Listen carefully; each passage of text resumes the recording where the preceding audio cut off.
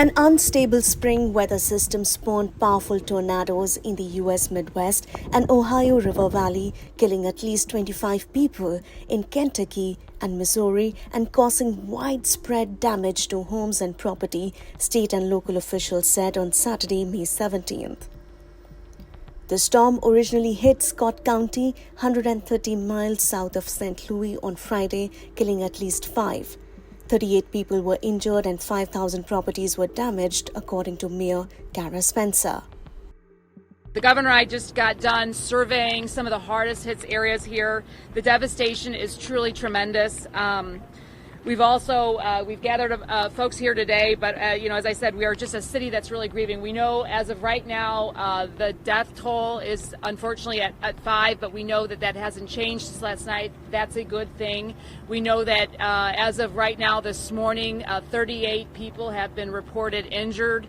We do not know the severity of those injuries, but we are continuing, as Mitch pointed out, really focusing on lives, saving lives, and making sure that we are protecting lives moving forward. We know that the devastation is truly tremendous. We are estimating right now about 5,000 buildings have been impacted, and we do have our building department, our inspectors are out there making sure that we are first and foremost assessing the damage to be condemning buildings and moving through demolition and other security as we go through this. The series of tornadoes tore off the roofs of houses, knocked down power lines, and swept through a major thoroughfare during rush hour traffic on Friday, May 16th.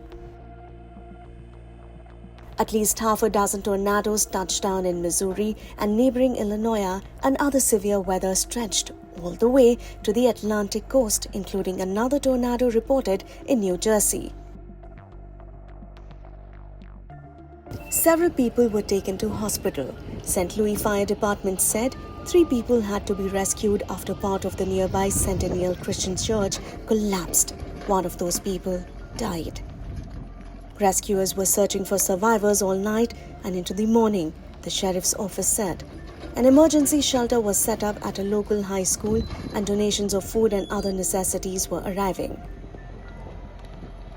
Well, the state and the regional emergency managers will be the first line of defense. We'll be setting up those relief centers and relief agencies. 211 is the number that people should call if they need help. And so that timeline will happen immediately. Does that mean in the next half hour or the next five hours? I don't want to get stuck in that timing. But that will be the first line of defense. And then, as we mentioned, the assessment effort is part of the process that we have to do to turn into assistance to the feds. We were in the bedroom. I was sitting with my laptop about to do some work this afternoon. And the sirens came on, the wind started, and I always felt very safe in the city on this block with a brick house that has 3 layers of brick. The house was built in 1912, and the wind started and the tree out front was shaking so violently. I said, "Come on, David, let's go. Let's get out and get out of this room." And suddenly, all the doors shut, the windows flew out from the bedroom, the entire back of my house. This was my dressing room, and you can see straight into the alley now.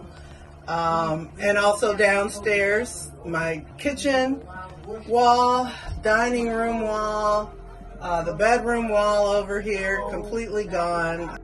U.S. Homeland Security Secretary Kristi Noem said she had talked with the governors of Missouri, Kentucky, and Illinois to offer federal resources to help their states cope with the aftermath. That's all for now. Stay tuned to the Indian Express for more such news updates. Thank you so much for watching.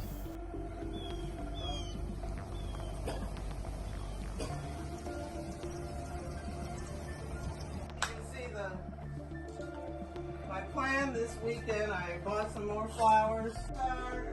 Yeah.